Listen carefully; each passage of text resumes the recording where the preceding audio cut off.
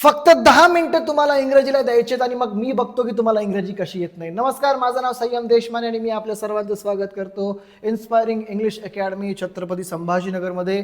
The best online, the best offline academy in Maharashtra. Online class लावायचा असेल तर खाली नंबर आहे, आम्हाला व्हॉट्सअपवर मेसेज करा आणि आम्ही तुम्हाला पुढची सुरू होणारी बॅच सगळी डिटेल पाठवून देऊ. एनिवेज, मला माहिती तुमच्याकडे टाईम नसतो यार सर, आम्ही खूप बिझी असतो, आम्ही जॉब वगैरे करतो, मला माहिती आहे. त्यामुळं फक्त 10 मिनिटं तुम्हाला द्यायची आहेत आमच्या या एक्झरसाइजला. फक्त इंग्लिशला 10 मिनिटं द्यायची आहेत आणि रोज बोलल्या जाणारी इंग्लिश जी आहे, रोज आपण एक एक कन्सेप्ट क्लिअर करू आणि मग मी बघतो की तुम्हाला इंग्लिश कशी येत नाही. ओके, तर आज आपण मस्ट बीचा वापर शिकणार आहे. अजून एक गोष्ट, जर अजून तुम्हाला फक्त वेळ नसेल, जर ऑनलाईन क्लास जॉईन करू शकत नाही, तर मग तुम्ही आमची 20 दिवसाची स्पोकन इंग्लिश सिरीज आहे आमच्या यूट्यूब चॅनलवर, ती जाऊन बघू शकता. प्राईम मेंबरसाठी आहे फक्त 119 रुपयाच्या एक जॉईन,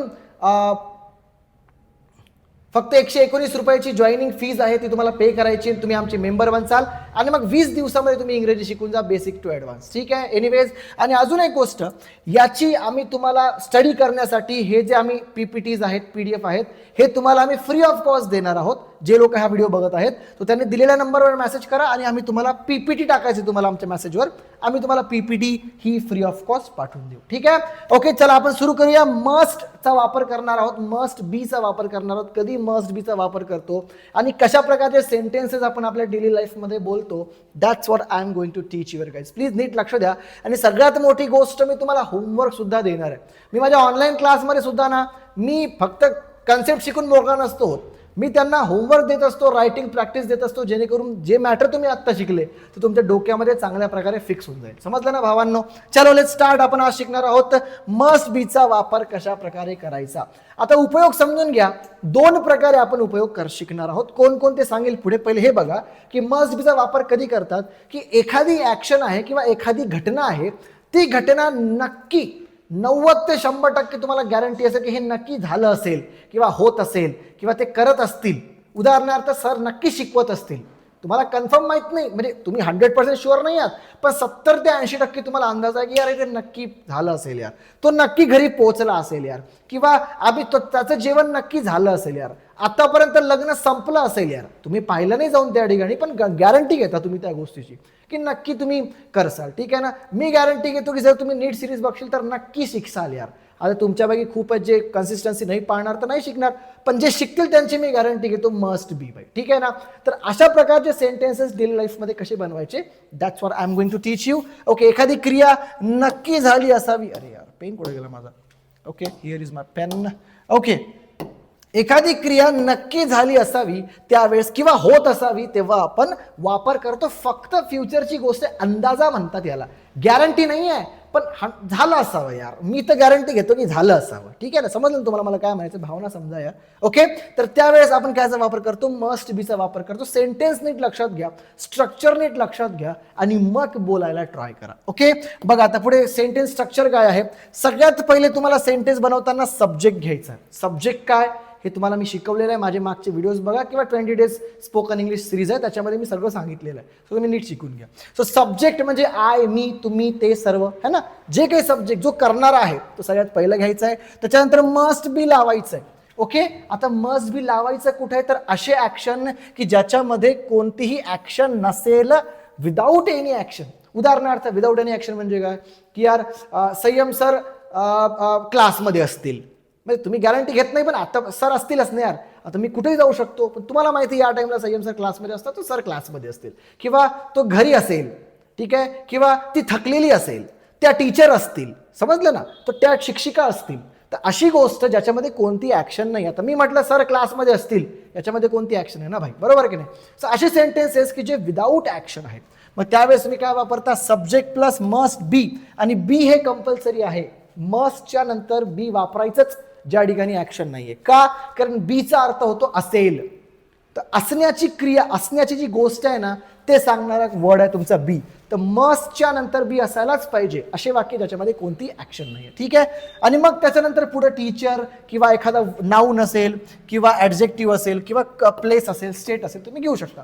तो गार्डनमध्ये असेल, आता ही, ओके, मस्ट बी, मग प्लेस घ्या, इन द गार्डन. ठीक आहे ना, समजलं.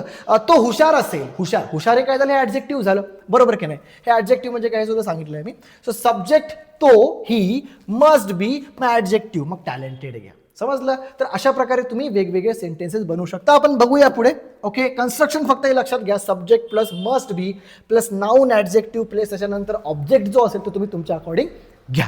ठीक आहे बाई, चलो आता बघा ऍक्शन बघा. तो नक्की थकलेली असेल, ती नक्की थकलेली असेल, मग तिला आपण म्हणतो शी.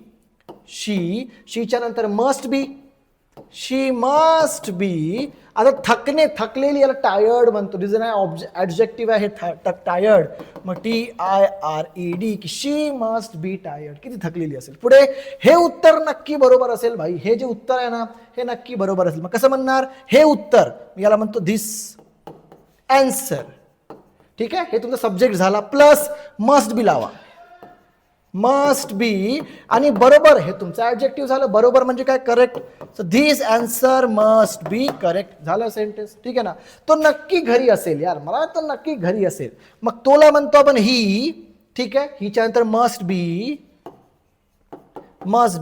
आणि मग एखादी प्लेस घ्या, घर हे तुमचं प्लेस आहे, he must be at home. ठीक आहे, तो नक्की घरी असेल. तर अशा प्रकारचे सेंटेन्सेस की ज्याच्यामध्ये कुठल्याही प्रकारची ऍक्शन नाही आहे. अजून तुम्ही आम्हाला दिलेल्या नंबरवर मेसेज करा, भरपूर प्रॅक्टिस क्वेश्चन्स आहेत आमच्याकडे. आम्ही तुम्हाला एक ऑटोमेटेड आमचा व्हॉट्सअप मेसेज पाठवू, त्याच्यामध्ये सगळ्या गोष्टी आहेत. ठीक आहे, तर हे विदाऊट ऍक्शन शिकलो. विथ ऍक्शन कसे असतात, मग ज्याच्यामध्ये कोणती ना कोणती क्रिया असेल. उदाहरणार्थ संयम सर शिकवत असतील, ठीक आहे, मग याच्यामध्ये शिकवण्याची ऍक्शन आहे. तो घरी पोहोचला असेल, पोहोचायची ऍक्शन आहे. तो जेवत असेल, ठीक आहे ना, तर याच्यामध्ये जेवायची ऍक्शन आहे. तर असे सेंटेन्स की ज्याच्यामध्ये कोणती ना कोणती ऍक्शन असते. मग बघा काय, सगळ्यात पहिले सब्जेक्ट आणि ऑब्जेक्ट हे कॉमनच असतात भाई प्रत्येक सेंटेन्समध्ये. ठीक आहे ना.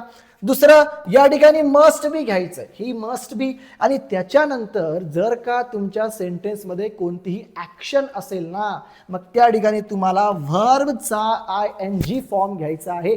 पहिला फॉर्म नाही घ्यायचा, व्हर्बचा ING फॉर्म घ्यायचा. उदाहरणार्थ आपण बघूयात बाय, लक्षात ठेवा, subject plus must be plus verb ING plus object. Sentences बघा, ती नक्की अभ्यास करत असेल, तिला आपण म्हणतो शी.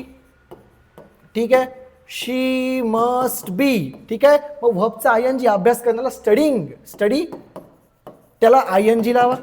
ठीक आहे, शी मस्ट बी स्टडिंग, की ती नक्की अभ्यास करत असेल. पुढे, तुला की काम कर, हे कोणी बनवली यार PPT यार, ही तुला की काम करत असेल. ठीक आहे, तू नक्की काम करत असेल असं म्हणायचं, तर तुला म्हणतो यू. ठीक आहे, मस्ट बी.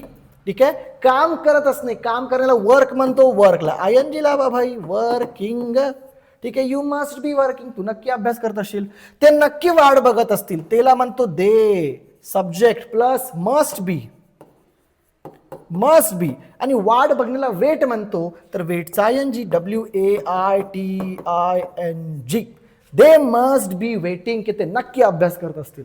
पुढे, मुले नक्की खेळत असतील, अरे जागा नाही यार काय करू, मुलेला आपण म्हणतो चिल्ड्रन. Okay, must be. ठीक आहे, आणि खेळण्याला आपण प्ले म्हणतो भाई, मस्ट बी प्ले, त्याला ING लावा. तर चिल्ड्रन मस्ट बी प्लेइंग, की पोरं नक्की खेळत असतील. तर अशा प्रकारे आपण हे सेंटेन्सेस जे आहे या ठिकाणी बनवलेले आहेत.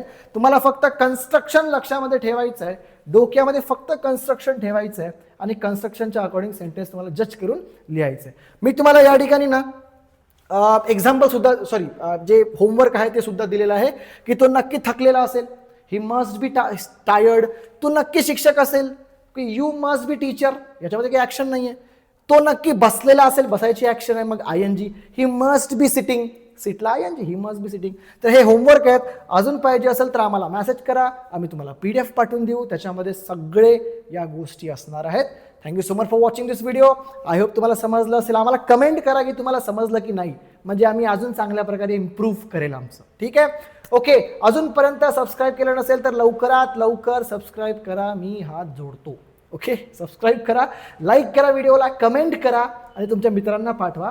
आणि जर ऑनलाईन ऑफलाईन क्लास जॉईन करायचे असतील तर खाली नंबर आहे, messages. We'll see you again in next video. Thank you so much for watching and goodbye.